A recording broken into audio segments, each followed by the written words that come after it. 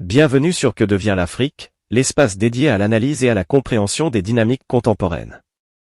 Aujourd'hui, nous revenons sur les propos du professeur Franklin Nyamsi, qui apporte un éclairage structuré sur le débat relatif à la gestion de l'uranium au Niger. À travers une approche pédagogique et contextualisée, il invite à observer les faits dans leur cadre historique, institutionnel et économique. Cette séquence propose d'écouter attentivement son raisonnement avant d'en examiner les enjeux plus larges, afin de mieux comprendre les évolutions des partenariats et les orientations actuelles en matière de coopération internationale. Des juges qui se lèvent et qui disent que le Niger a volé son propre uranium. C'est juste du jamais vu.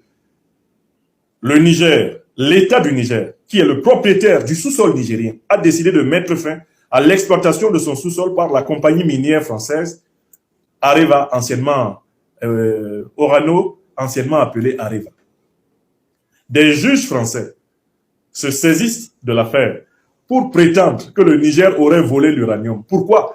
Parce qu'en vertu d'accords de coopération néocoloniaux, l'uranium du Niger aurait été promis à la France pour 75 ans. Or, en fait, ceux qui ont promis et signé ces accords de coopération néocoloniale au nom du Niger avec la France sont des gens qui ont été imposés à la tête du Niger par la France.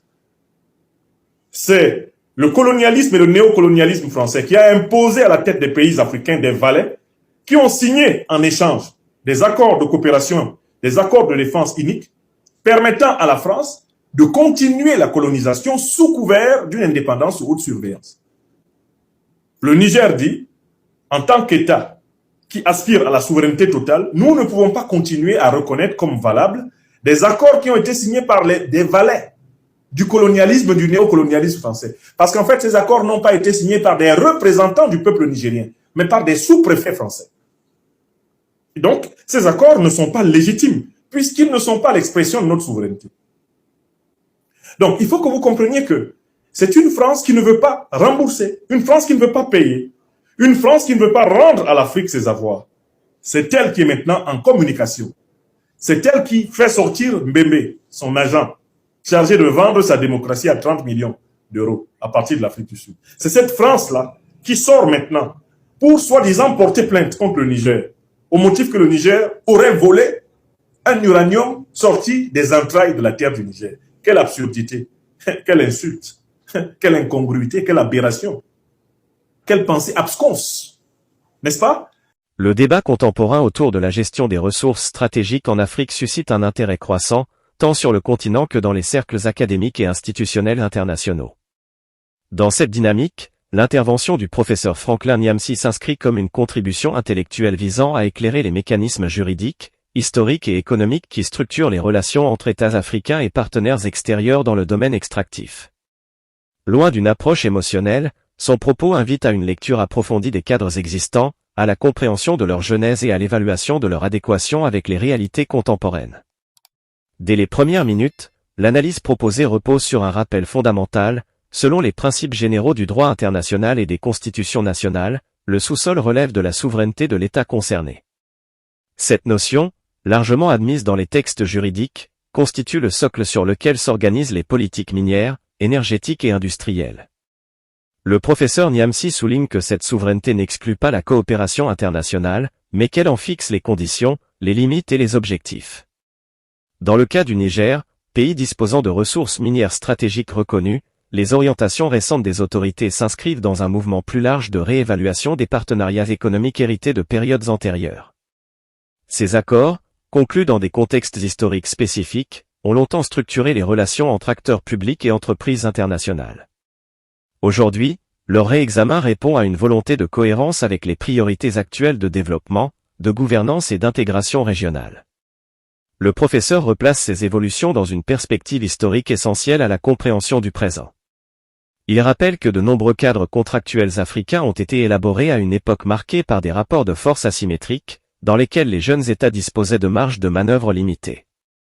Sans remettre en cause la légalité formelle de ces accords dans leur contexte initial, il invite à s'interroger sur leur pertinence à long terme, à la lumière des mutations économiques mondiales et des aspirations renouvelées des sociétés africaines.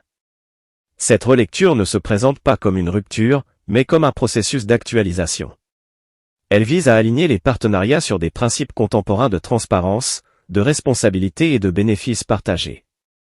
Le discours met en avant l'idée que les États africains cherchent aujourd'hui à mieux valoriser leurs ressources afin de soutenir des politiques publiques durables, qu'il s'agisse d'éducation, d'infrastructures, de santé ou d'innovation. L'analyse souligne également l'importance du cadre juridique dans ces transformations. Le droit minier, le droit des investissements et les accords bilatéraux constituent des instruments évolutifs, appelés à être adaptés aux réalités changeantes. Le professeur Niamsi insiste sur le fait que cette adaptation s'effectue dans un environnement international structuré, où le dialogue institutionnel et les mécanismes de régulation jouent un rôle central. Au-delà du cas nigérien, cette réflexion s'inscrit dans une dynamique continentale plus large. Plusieurs États africains procèdent aujourd'hui à des audits, des renégociations ou des modernisations contractuelles, dans un esprit de partenariat rééquilibré. Cette tendance reflète une maturation des politiques publiques africaines, fondée sur l'expertise locale, la montée en compétence des administrations et l'intégration des standards internationaux. Le propos invite également à dépasser une lecture strictement technique pour adopter une vision systémique. La gestion des ressources naturelles n'est pas seulement une question économique, elle touche à la gouvernance, à la planification stratégique et à la place de l'Afrique dans les chaînes de valeur mondiales. Dans ce cadre, l'éducation, la formation et la production de savoirs endogènes apparaissent comme des leviers déterminants. L'intervention met en lumière la nécessité d'un débat public informé et apaisé. Elle encourage les citoyens, les chercheurs et les décideurs à s'approprier ces enjeux avec rigueur, sans simplification excessive. L'objectif n'est pas de désigner des responsables, mais de comprendre les mécanismes à l'œuvre et d'identifier des trajectoires constructives pour l'avenir. Dans cette perspective, la coopération internationale conserve toute sa pertinence, à condition qu'elle repose sur des bases renouvelées. Les partenariats gagnent à être envisagés comme des relations de co-construction, où les intérêts des différentes parties sont clairement définis et alignés sur des objectifs de long terme. Cette approche favorise la stabilité économique, l'attractivité des investissements et la confiance mutuelle.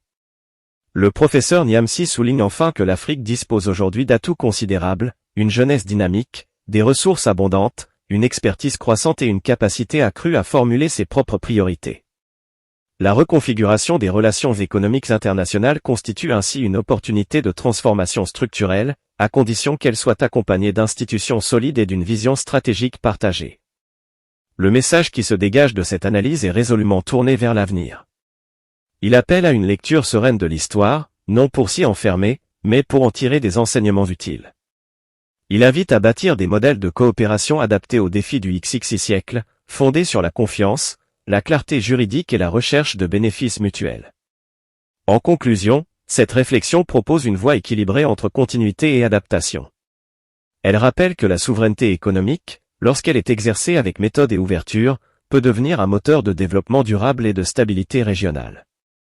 Comme le dit un proverbe africain, le fleuve ne renie pas sa source, mais il trace son propre chemin vers la mer. Ce chemin, pour l'Afrique, se dessine aujourd'hui avec lucidité, responsabilité et espérance.